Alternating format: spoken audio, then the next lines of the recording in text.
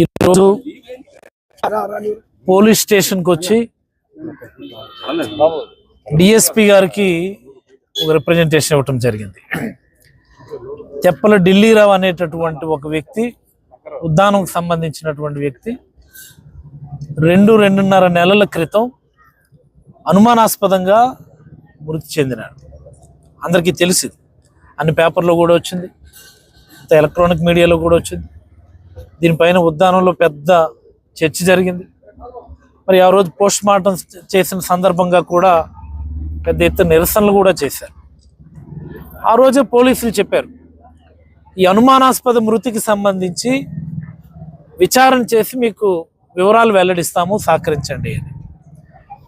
వాళ్ళ మిసెస్ కమలమ్మ శ్రీమతి ఆ రోజు నుంచి ఇప్పటి వరకు కూడా ఏడుస్తూనే ఉంది. ఆవిడ ఎక్కని గడపలేదు, దిగని గడపలేదు. మా ఆయన ఎందుకు చనిపోయాడో చెప్పండి అనుకొని.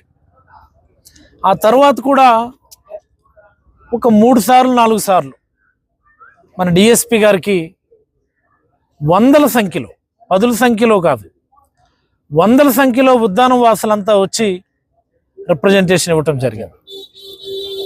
డిఎస్పి గారు 2 రోజులు టైం ఇవ్వండి, క్లియర్ చేస్తాం, లేకపోతే వారం రోజులు టైం ఇవ్వండి, మీకు వివరాలు వెల్లడిస్తామని చెప్పి పోస్ట్పోన్ చేస్తూనే ఉన్నారు. మరి ఈ సందర్భంగా రాజకీయాలకు ఆస్కారం లేకుండా, ప్లీజ్ మార్క్ మై వర్డ్, గతంలో ఇలాంటివి ఏమైనా జరిగితే ఇప్పుడు అధికారంలో ఎవరైతే ఉన్నారో అప్పుడు ప్రతిపక్షంలో ఉన్నటువంటి వాళ్ళు విపరీతంగా ఆరోపణలు చేసేవారు.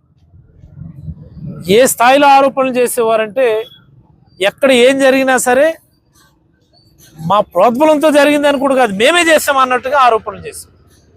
మేము అలాంటి దానికి మేము ఆస్కారం ఇవ్వడం, రాజకీయాలు చేయకూడదనే చాలా మౌనంగా పోలీసులతో సమయానికి సంప్రదిస్తూ, మరి అలాగే ఫ్యామిలీని సంప్రదిస్తూ, ఉద్దానం పెద్దలు ప్రజా సంఘాలతో కూడా మాట్లాడుతూ వెయిట్ చేయటం జరిగింది. ఎప్పటికీ కూడా వాస్తవాలు వెల్లడించినటువంటి పరిస్థితి కారణంగా ఈరోజు ప్రత్యక్షంగా పోలీస్ స్టేషన్కి వచ్చి డిఎస్పి గారితో మాట్లాడడం జరిగింది.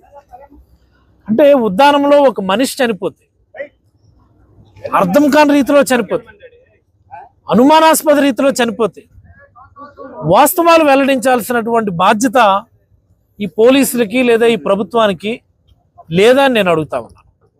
వాస్తవాలు వెల్లడించమంటున్నాను. ఇదిగో పలానా సంతోష్ కుమార్ చంపేశాడను, లేకపోతే పలానా వ్యక్తి చంపేశాడను మేము అడగడంలా, ఎలా చనిపోయాడో మీరు చెప్పండి ముందు. మా అది నిజంగా అందులో ఎంత వాస్తవం ఉందనేది కూడా మేము కూడా నిజ నిర్ధారణ చేసుకుంటాం. మీరు ఏమీ చెప్పకుండా మీరు ఇలా స్టేషన్కి వచ్చి గొడవ చేయడం కరెక్ట్ కాదంటే అంటే మేము ఇంకలాగా ఊరుకోవాలన్నా?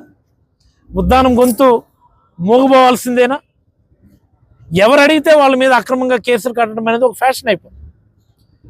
ఎవరైనా సోషల్ మీడియాలో ఒక అంశం మీద అడిగితే ప్రభుత్వాన్ని నిలదీస్తే ఆయన్ని పిలిచి ఎఫ్ఐఆర్లు వేసేస్తున్నారు. ఎవరైనా ఏదో ఒక సందర్భంలో నిరసన వ్యక్తం చేస్తే వాళ్ళ మీద ఎఫ్ఐఆర్లు వేసేస్తా ఉన్నారు. ఈ ప్రభుత్వం వచ్చి నా మీద ఇప్పటికీ 3 ఎఫ్ఐఆర్లు వేశారు. I don't understand. అసలు నేను ఏం క్రిమినల్ యాక్టివిటీ చేస్తున్నానో నాకే అసలు అర్థం అవడం లేదు.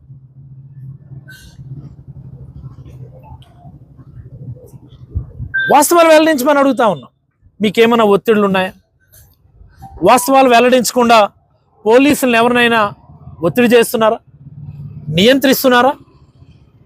ఇదే విషయం మీరు చర్చ జరుగుతుంది ఉద్దానంలో.